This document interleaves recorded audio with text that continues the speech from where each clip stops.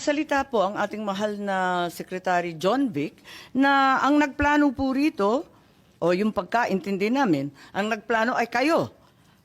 I would like Secretary to answer that, Anyo, Secretary Gibo Chodoro, at ang pinangalan, ang Chief PNP, General Marbil. Parang apat yung pinangalanan sa isang interview ng ating Secretary ng DILG. Can I answer that, ma'am? Yes, please, you're recognized. The question was, who planned this? I did not state in any way who planned it. The meeting was of executive privilege. It is a conversation between the president and the ones I mentioned. There were. So what exactly did you say? Ano sinabi po ninyo? They Ang asked me- pagkaintindi namin, itong apat na pinangalanan, ang siyang nagplano. Kasi Ma'am, we're already invoking namin. executive privilege in this matter. Yes. We're invoking executive privilege in this Yes, matter. that's fine, but it's Yes. in the interview and it's Yes, ma'am. public. It goes as far as the interview, ma'am. Yes, ma'am. That's Yes, I'd like to understand. I think your brother was trying I to did not explain state in any what he way. said in the interview, and I'm happy They to asked me hear if it. I planned it. I said it was not me. There were other people in the room, but we did not discuss any plans of any arrest. Saan nanggaling yung mga pangalan na ito? Ma'am, that again is executive privilege. Ma'am, let Pero me explain, ma'am. nandun- Let me nandun explain sa first, ma'am. interview po eh. Yes, yes, Ang ma'am. liwanag Let eh. me explain first, ma'am. We were discussing rumors of an impending arrival Parang based on. hindi yung ganun ang dating sa amin eh. Ang that is pagkaintindi that namin, is the whole apat na truth, nagplano. ma'am. That is we were discussing rumors. Go ahead, ma'am. Patugtog na lang natin para maintindihan ha. What was and who was really on top of this?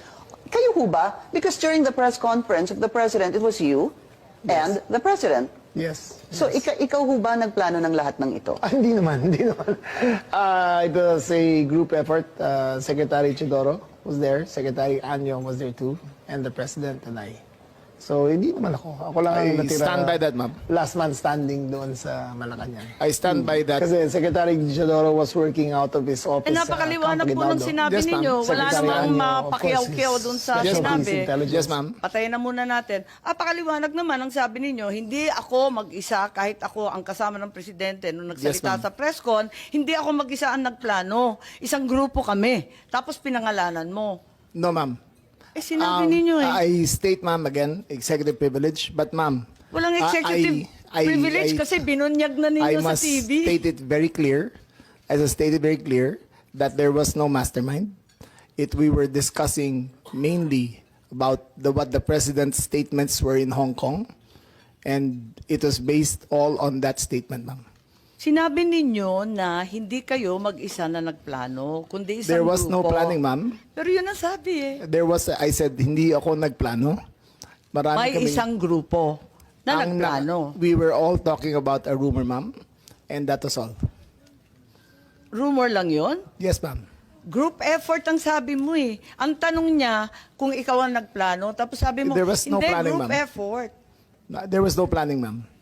Anong Earlier, in-effort ng group ma'am, kapag hindi let plano? me make I think that we're intruding into executive privilege already, ma'am. I think that we please No, I'm respect just our. asking him to explain the media. Yes, ma'am. But Just it's already I'm a very thin confining- dividing line between what transpires in a room between cabinet members I will- and a media statement. But there's a very thin dividing line, ma'am. Understood. I hope that we can respect executive privilege. Understood, and the Senate and the Secretary Chodoro is fully aware.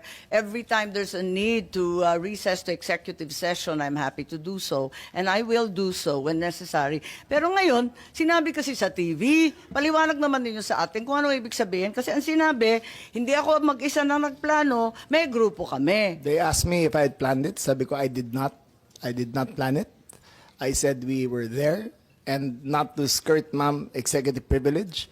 It was mainly because of the statements of the former president in Hong Kong that he said, in his words, ma'am, in Hong Kong, that, I think you have a clip, he said that, ang reading ko ay may ICC warrant of arrest na. That was the best of my recollection, ma'am.